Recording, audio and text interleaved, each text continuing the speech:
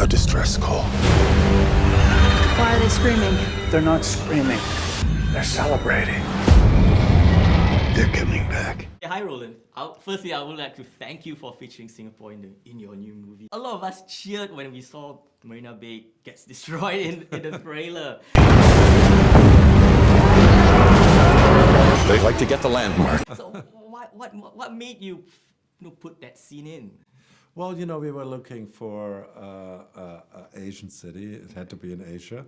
And Singapore has a very, very attractive and famous skyline.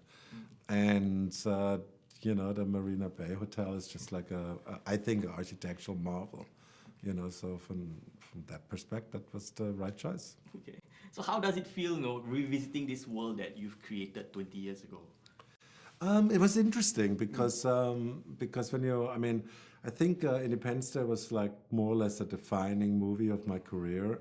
Okay. 20 years ago, it put me big time on the map. It enabled me to make all these other films. So always was very dear to my heart because of that.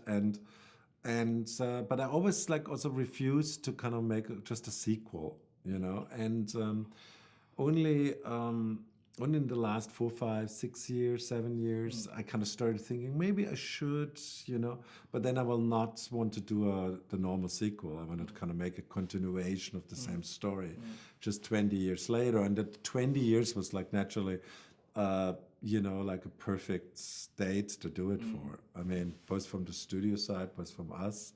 So, and it was interesting to kind of revisit these characters, which I think are just awesome. Okay. I mean, Jeff Goldblum, awesome. Yeah, he is, yes. In the first movie, you showed us how the world can work together for a common cause. And then in White House Down, it was transforming political symbols into action. What is the underlying message in this new movie? Well, it's like it's more or less, if we all would be united, we could maybe, kind of beat them back. Okay. And but it's at the end still human ingenuity which will win the day, and not the technology. That's more or less the idea behind it. And it was also about a generation growing up, pretty much with the knowledge they will have to fight, and finally, and they were told you can win, and for the older generation to then say, we lied to you. In a weird way, they didn't. They just tried their best, and that was also like a little bit about the generational conflict, and how you hand over, like kind of the responsibility to younger people. Yeah. Talking more about the passing of the torch of sorts in this movie, how is it like working with the older actors and then the younger actors like Micah, Dylan, Liam? Well, it was fun, It was a little bit like a family or old class reunion with some new kids, It was like we had like terrible fun, I mean, Brent Spiner, Jeff Goldblum, Judd Hirsch. I mean, it was just like awesome, Bill. And then have these young actors, and they really looked up to the older actors. It was quite nice to see how they like admired them, because don't forget, they were like kind of very young when their first one came out. Okay. They had probably only seen it on TV. Yeah. In the movie, 20 years have passed, and in real life as well. Obviously, there are a lot of positive changes in the movie, in that Earth. Do you think you see the same kind of change in the world we live in right now, and how do you think we can go about, doing those changes? Well, I mean, it's amazing actually how our world has changed in these 20 years. When it comes to my profession, we do things totally different now, technology-wise, production-wise.